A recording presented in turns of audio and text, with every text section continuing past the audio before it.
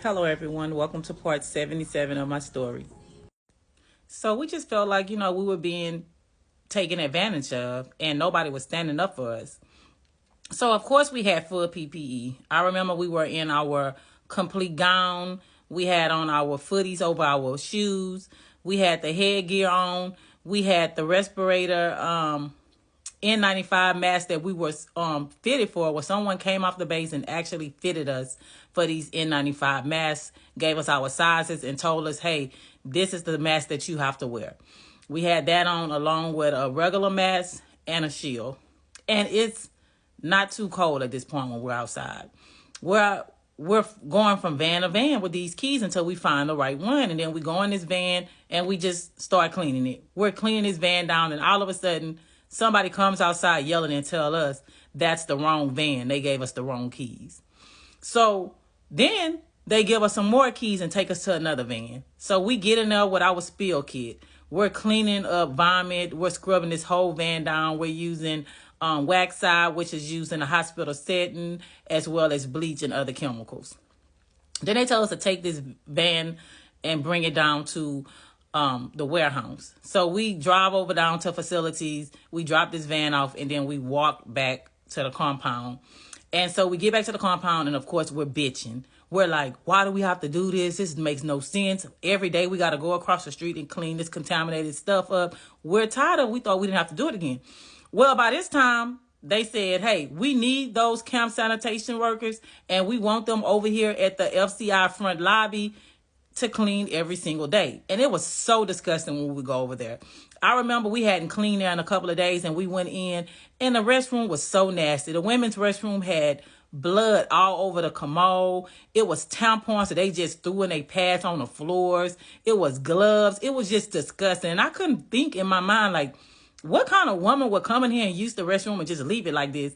And then they leave it like this for us to come over here and clean it up. So, of course, you know me. I don't went back to the camp and I'm complaining. I'm telling our counselor, hey, it's nasty over there. It's dirty. If y'all would come over there and see what they have us cleaning, then they have the audacity to be asking us to take the spider webs down now. Take the brooms and knock the spider webs down. And so he was like, well, I'm going to talk to them and see what we can do, because I didn't know they had y'all doing all that. Yeah, they got us doing all kind of stuff when we come over there. And so basically they ended up putting us in groups of being able to go over there, so we didn't have to go every day. Our sanitation detail had changed a little bit. The ladies who did not get vaccinated were automatically fired. They lost their jobs, and they gave the jobs to other inmates who had later on taken that vaccine. So I was one of the original sanitarians from the beginning of the pandemic all the way until while the pandemic was still in full effect. However, modified operations was lifted, and we haven't got there yet, but I'm just stating that. So at some point of 2021, I had a toothache. And so I put in my sick call to go on down to Camp Dental so that they can look at my tooth and see if they could give me some pain medicine for it. And so I remember going down to Camp Dental. I'm sitting inside medical, and I see the camp dentist and a contract hygienist come out of Camp Dental, and they close the door and they're whispering. And so I'm sitting there and my eyes get big because I hear them say, well, we don't need to worry about it because neither one of them will ever have kids again. And so I'm like, what the hell is going on inside of there? And they open the door and say, all right, go ahead and take the picture. And they close the door back really, really fast and wait. And then they open it back and say, y'all did it. All right. Then they step back inside the room. So at this point, I'm kind of confused. I'm like, well, what's going on? Like, why are they stepping outside the room and leaving those girls in there with another inmate, which all the people who were in the room at that time were inmates, while the camp dentist and the contract worker stepped out? So my only thing is somebody been exposed to radiation in there that y'all know about while they're using these machines and y'all not saying anything about it? So that had me like on the edge right there. So when it was my time to go in, I'm basically telling them, hey, yeah, my back tooth is aching me. They look at it and they say, well, it's a perfectly good tooth.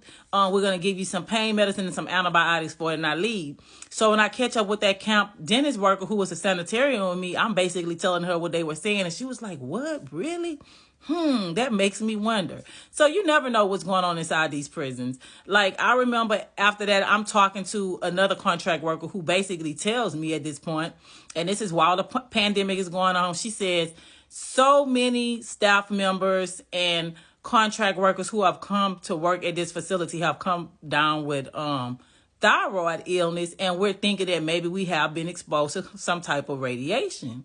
And so I'm like, are you serious? And she's just basically having this whole conversation with me at this point, because I'm telling her like, hey, within me being here for 2 years and having to come in medical and this and that, like I've seen some really strange things happening.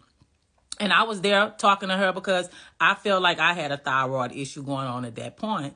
And so even though they had ran all my labs and everything came back normal, they did x-rays and basically said everything was normal except one side of my thyroid looked to be a little enlarged, but it was unspecific because it wasn't any nodules or anything like that, so they couldn't call it.